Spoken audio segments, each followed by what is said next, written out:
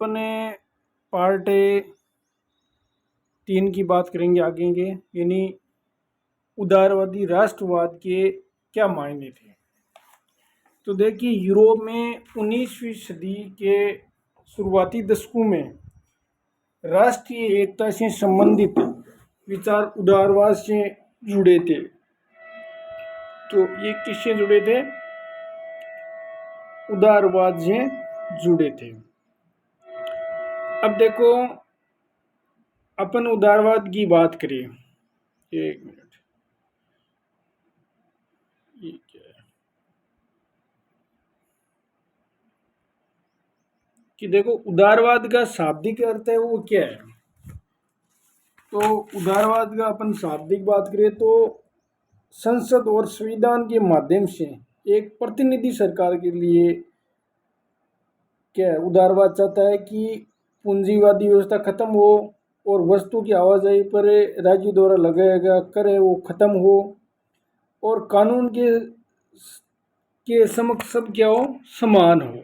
ये उदारवादी विचारधारा थी। यानी साधारण शब्दों में क्या है, तो उदारवाद क्या चाहता है कि कानून के समकक्ष सब समान हो, एक प्रतिनिधि सरकार यानी चुनी हुई सरकार होनी चाहिए और वो सरकार संविधान के माध्यम से चलनी चाहिए, वो होता है उदारवाद। अब देखो, यूरोप में 19वीं सदी के शुरुआती दशकों में, यानी अपन इस किताब में देखते हैं कि उन यूरोप में 19वीं सदी के शुरुआती दशकों में राष्ट्रीय एकता से संबंधित विचार उदारवाद से करीब से जुड़े थे। यानी उदारवादी लिबरलिज्म शब्द लातिन भाषा के मूल शब्द यानी लिबर पर आधारित है। तो आपको अंग्रेजी में ये पूछा जाए ना, उदारवादी लिबरलिज्म शब्द का बना है वो लातिन भाषा का जो मूल शब्द है, मूल शब्द क्या है, लिबर, इससे ये बना है लिबर। ठीक है ना, यह लिख देता हूं, यानी लिबर। तो इससे ये क्या है, बना है। अब जिसका अर्थ क्या है, जिसका अर्थ देखिए, आजाद। यानी उदारवादी लिबरलिज्म शब्द लातिन भाषा के मूल लिबर पर आधारित है, जिसका अर्थ क्या है, आजाद, यानी आजादी मिल जानी चाहिए। नए मध्यम वर्ग के लिए उदारवाद का मतलब था, जो मध्यम वर्ग था, नए जो मध्यम वर्ग है, उदारवाद का मतलब क्या, एक यानी व्यक्ति के लिए आजादी और कानून के समकक्ष से सबकी बराबरी। तो ये शब्द मैंने साधारण पहले ही बता दिया था कि मध्यम वर्गों के लिए उदारवाद का मतलब क्या है, व्यक्ति के लिए आजादी और कानून के समकक्ष से सबकी बराबरी। यानी कानून के चाहे अमीर हो चाहे गरीब हो, सबको समान माना जाएगा। ये उनकी विचारधारा थी मुख्य। तो ये आपको याद रखना है कि उदारवादी है वो यानी व्यक्ति के लिए आज़ादी चाहते थे और कानून के समकक्ष सब को बराबर अधिकार मिलने चाहिए। और देखो, राजनीतिक रूप से उदारवाद एक ऐसी सरकार पर जोर देता था कि सहमति से बनी हो।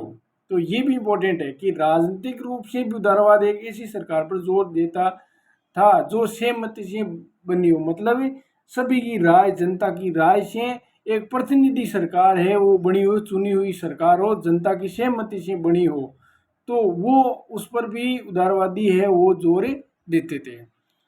अब देखो आगे अपने बात करते हैं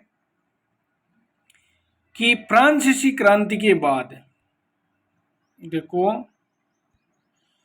कि फ्रांसीसी क्रांति जो कब हुई थी, फ्रांसीसी क्रांति यानी 1789 में। ये आपको याद रखना है, 1789 में क्या हुई थी, फ्रांस में क्रांति हुई थी, वो तो शायद ध्यान में रखना आपको।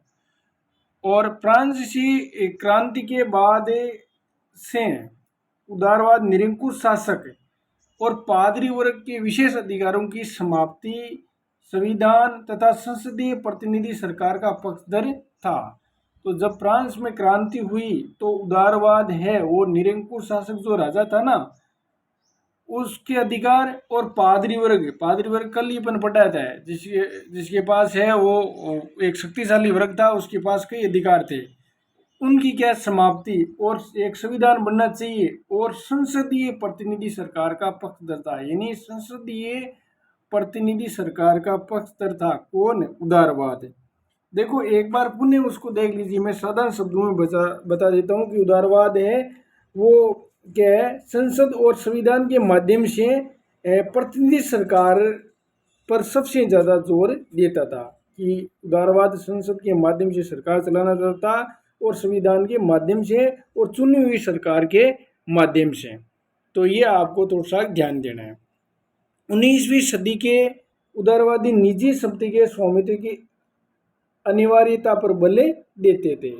तो उदारवादी निजी संपत्ति है उसके स्वामित्व की अनिवार्यता पर भी बल देते थे, लेकिन ये जरूरी नहीं था कि कानून के समकक्ष बराबरी का विचार सबके लिए मताधिकार के लिए पक्ष में था। तो कानून के समक्ष बराबरी के सबके लिए मताधिकार के लिए पक्ष में था। आगे देखिए ये क्या, तो याद करें कि एक बार देख लीजिए कि आप याद करें कि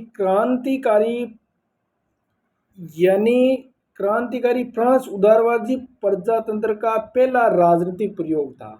कि उदारवादी क्या चाहते थे, प्रजातंत्र का पहला ये राजनीतिक प्रयोग था।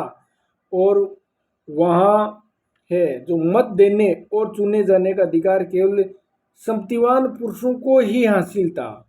जिसके पास संपत्ति अधिक थी उसको ही मत देने का अधिकार था और संपत्तिहीन पुरुष और सभी महिलाओं को राजनीतिक अधिकारों से वंचित रखा गया था। तो फ्रांस में क्या है, पहले संपत्तिहीन जिसके पास संपत्ति नहीं थी और महिलाओं को भी राजनीतिक अधिकारों से वंचित रखा गया था। केवल थोड़े समय के लिए जैकोबिन शासन के समय सभी वयस्क पुरुषों को मताधिकार प्राप्त था। जैकोबिन क्लब का जो देखो जैकोबिन क्लब अपने 9th में पढ़ करके आए, यानी 1789 में ये बना था, ठीक है ना। और उसका नेता था रोबेस्पियर। रोबेस्पियर जैकोबिन क्लब का मुख्य नेता था। तो उन्होंने कुछ समय के लिए वयस्क पुरुषों को मताधिकार प्राप्त था उस समय।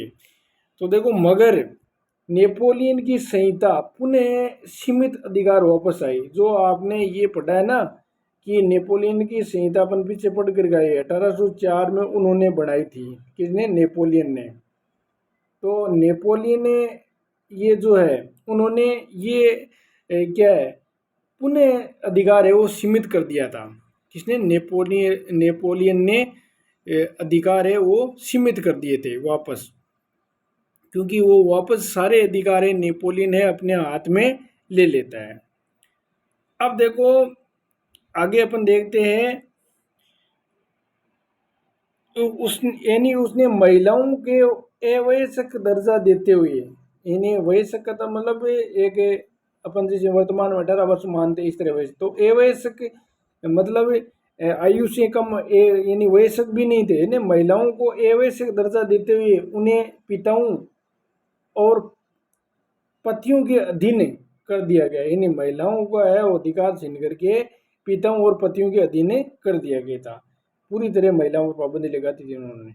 और संपूर्ण 19वीं सदी और 20वीं सदी के आरंभिक वर्षों में महिलाओं और संपत्तिहीन पुरुषों ने समान राजनीतिक अधिकारों की मांग करते हुए विरुद्ध आंदोलन चलाया। अब नेपोलियन ने देखो सारे अधिकार छीन लिए उन्होंने कि महिलाओं और संपत्तिहीन पुरुषों में समान राजनीतिक अधिकार की मांग करते हुए उन्हें विरुद्ध शुरू कर दिया था। किसने? महिलाओं और जिसके पास पुरुषों के पास संपत्ति नहीं थी उन्होंने राजनीतिक अधिकारों की मांग करने लगे और जोरों पर आंदोलन होने लगा। आगे देखिए, आर्थिक क्षेत्र में उदारवाद, बाजारों की मुक्ति और चीजों तथा पूंजी के आवागमन पर राज्य द्वारा लगाए गए नियंत्रणों को खत्म करने के पक्ष में था। देखो उदारवादी जो नीति है वो उदारवाद हमेशा ही ये चाहता है कि नियम सरल हो, कानून कायदे जितनी भी अर्थव्यवस्था है वो भी क्या है, जितने कानून उस पर बने वो भी क्या विजयी होने चाहिए। कि उदारवाद बाजारों की मुक्ति, बाजार में भी ज़्यादा पाबंदी नहीं होनी चाहिए और चीज़ों जो वस्तुएं हैं तथा पूंजी के आवागमन पर राज्य सरकार द्वारा लगाए गए नियंत्रण को खत्म करने के पक्ष में था। ये भी उदारवादी नीति थी आर्थिक क्षेत्र में। तो आपको पूछा जाए ना कि आर्थिक क्षेत्र में उदारवादी की क्या विचार थे, तो वो क्या चाहते थे, एक तो बाजारों की मुक्ति चाहते थे, बाजारों पर ज़्यादा पाबंदी नहीं होनी चाहिए, चीज़ें हैं और जो वस्तुएं हैं उन पर भी ज़्यादा पाबंदी नहीं होनी चाहिए, पूंजी के आवागमन पर भी राज्य द्वारा लगाए गए कर या नियंत्रण को खत्म करना के पक्ष में था। तो राज्य द्वारा जो कर लगाया जाता है उस पर भी क्या है कि खत्म होने चाहिए, इन पर भी ज़्यादा पाबंदी नहीं होनी चाहिए। तो 19वीं सदी के दौरान उभरते हुए मध्यम वर्ग की ये जोरदार मांग थी। तो मध्यम वर्ग की जोरदार मांग क्या थी, ये क्वेश्चन पूछ सकता है कि 19वीं सदी में मध्यम वर्ग की जोरदार मांग क्या थी आर्थिक क्षेत्र में। तो वो बाजारों की मुक्ति चाहते थे, चीजों और पूंजी के आवागमन पर राज्य द्वारा लगाए गए नियंत्रण को खत्म करने के पक्ष में था। तो ये आपको ध्यान में रखना है। हम 19वीं सदी के पहले भाग में जर्मन भाषी इलाकों का उदाहरण ले, तो जहाँ पर जर्मन भाषा बोली जाती है ना उन्हीं इलाकों का अपन उदाहरण लेते हैं। देखो, नेपोलियन के प्रशासनिक कदमों से अनगिनत छोटे प्रदेशों से 39 राज्यों का एक यानी महासंघ बना था। तो नेपोलियन ने प्रशासनिक सुधार करने के लिए छोटे देशों यानी प्रदेशों को यानी 39 राज्यों का एक महासंघ बनाया था। उनमें से प्रत्येक की अपनी मुद्रा और नापतोल प्रणाली थी। तो मुद्रा और नापतोल प्रणाली भी वहाँ पर स्थापित की थी, किसने, नेपोलियन ने। अब देखो आगे अपन बात करेंगे कि 1833 में यानी हैम्बर्ग से न्यूरेमबर्ग जाकर अपना माल बेचने वाले एक व्यापारी को 11 सीमा शुल्क नाकों से गुजरना पड़ता था। कि 1833 में हैम्बर्ग से न्यूरेमबर्ग जो शहर है ये बड़े है ना, तो हैम्बर्ग से न्यूरेमबर्ग जाकर अपना माल बेचने के लिए एक व्यापारी को 11 सीमा शुल्क देना पड़ता था। अब आप देखो कितनी पाबंदी थी, कितना उनको क्या है कि नुकसान हो रहा था, कितनी सीमा शुल्क से उसको गुजरना पड़ता था। अब देखो आगे, और हर बार लगभग 5% सीमा शुल्क देना पड़ता था। तो सीमा शुल्क का मतलब एक राज्य से दूसरे राज्य में जब प्रवेश करते तो ये भी उनको देना पड़ता था व्यापारी को। और शुल्क अक्सर वस्तुओं का वजन है, ये वजन है और क्या है, यानी वजन या आकार के अनुसार लगाए जाते थे। वो भी ये लगता है कि वस्तुएं कितनी भारी है, आकार कितना है, क्योंकि हर क्षेत्र की अपनी नापतोल व्यवस्था थी। तो अलग अलग क्षेत्र की अलग अलग नापतोल व्यवस्था थी, अतः हिसाब लगाने में समय लगता था, टाइम भी लग जाता था, उनको रोक लेते थे। मसलन कपड़े को नापने का पैमाना एले था। ये एक कपड़े का, ये थोड़ा सा ध्यान में एबीसीडी में आ सकता है कि कपड़े नापने का पैमाना क्या था, एले, जिसकी लंबाई जगह बदलने के साथ घटती बढ़ती थी। तो लंबाई क्या है, जगह बदलने के साथ घटती बढ़ती थी। अगर एक यानी एक एल कपड़ा फ्रैंकफर्ट से खरीदा जाता था, तो एक एल कपड़ा है फ्रैंकफर्ट से खरीदा जाता था तो 54.7 सेंटीमीटर मिलता था। तो फ्रैंकफर्ट शहर से ये खरीदा जाता था तो मिलता था 54.7 सेंटीमीटर था। और मेंज में ये 55.1 सेंटीमीटर। तो देखो ये भी अंतर है, यहाँ पर स्थान विशेष पर भी फर्क है। देखो फ्रंट में तो खरीदा जाता है तो कितना ये कपड़ा मिलता है, 54.7, और जब इसका मेंस में खरीदते हैं तो 55.1 सेंटीमीटर, और न्यूरेमबर्ग में 65.6 सेंटीमीटर, यानी न्यूरेमबर्ग शहर में 65.6 सेंटीमीटर, और फ्राइबर्ग में ये 53.5 सेंटीमीटर। इससे आज ये है कि अलग अलग शहरों में अलग अलग उनकी माप थी। अब देख लीजिए कहीं पर कम मिलता है, कहीं पर ज़्यादा। तो देखो न्यूरेमबर्ग में 65.6 सेंटीमीटर वही कपड़ा वहाँ पर अधिक मिलता है, तो इसका मतलब स्थान विशेष पर भी क्या था, अंतर था। आगे देखो,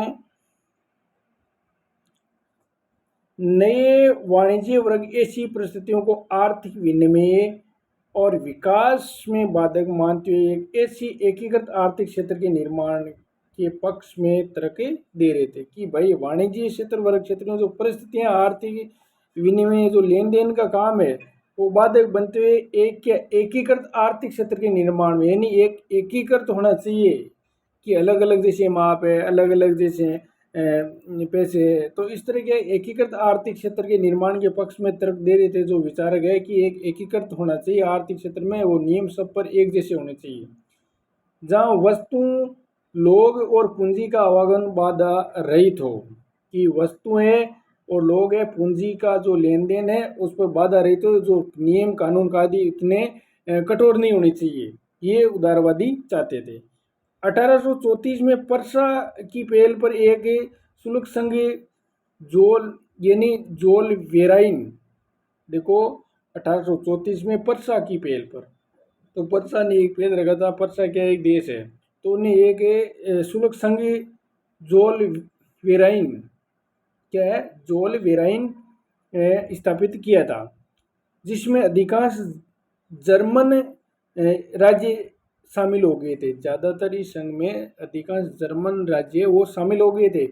इस संघ ने शुल्क अवरोधों को समाप्त कर दिया था। तो आपको ये पूछ सकता है कि परसा ने एक शुल्क संघ यानी जोल वेराइन बनाया था, उसका क्या काम था? उसने क्या है कि ज़्यादातर जो शुल्क लगता था, सीमा शुल्क लगता था, जो भी उन्होंने अवरोधों को ज़्यादातर नियम में हटा दिए गए थे, और उसमें ज़्यादातर अधिकांश राज्य जर्मन के ही थे। वो कब बना था? 1834 में।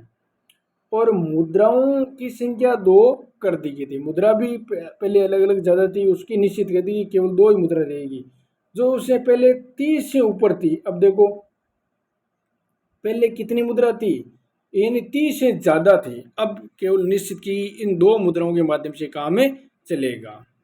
अब देखो आगे देखिए, और मुद्राओं की संख्या 2 कर दी गई थी, और जो पहले 30 से ऊपर थी। इसके अलावा रेलवे के जाल ने गतिशीलता बढ़ाई और आर्थिक हितों को राष्ट्रीय एकीकरण का सहायक बनाया, और उस समय पनप रही व्यापक राष्ट्रवादी भावनाओं को आर्थिक राष्ट्रवाद की लहर ने मजबूत बनाया।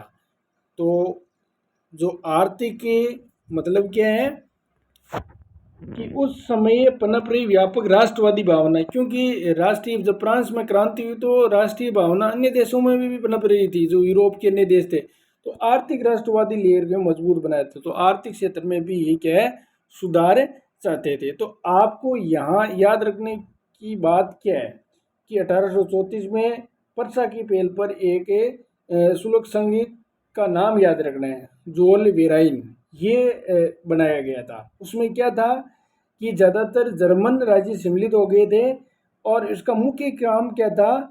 शुल्क अवरोधों को समाप्त करना, यानी जो टैक्स लगा रहे थे राज्य, उनको ज़्यादातर समाप्त करना चाहिए, कि टैक्स के ज़्यादा नहीं लगाना चाहिए और टैक्स खत्म कर देना चाहिए। और एक बात क्या थी, उसने 2 ही मुद्रा की व्यवस्था की थी, कि मुद्रा है वो अलग अलग नहीं होनी चाहिए ज़्यादातर। तो पहले कितनी थी? 30 थी, उसको सीमित कर दिया कि केवल यानी 2 मुद्रा के माध्यम से ही व्यापार होगा और लेन देन होगा। इसके अलावा रेलवे के जाल ने भी गतिशीलता बढ़ाई, रेलवे के क्षेत्र में तीव्र विकास किया, और आर्थिक हितों को क्या कर दिया था? राष्ट्रीय एकीकरण का सहायक बनाया, यानी आर्थिक हितों को इतना मजबूत किया कि पूरे राष्ट्रीय एकीकरण का मतलब एक यानी पूरे राष्ट्र में एक ही जो नियम कानून कायदे वो स्थापित करना, और राष्ट्रवादी भावना है उनको भी क्या है, आर्थिक क्षेत्र में स्थापित करना, और राष्ट्रीय लहर को भी क्या बनाया था? मजबूत बनाया था। तो ये पार्ट अपना जो 2 है वो पूरा हो गया है। तो बच्चों कल अपने पढ़ेंगे अगला पार्ट। तो इसी तरह आप इनको ढंग से 2 बार देख लीजिए तो आपको याद हो जाएगा। धन्यवाद।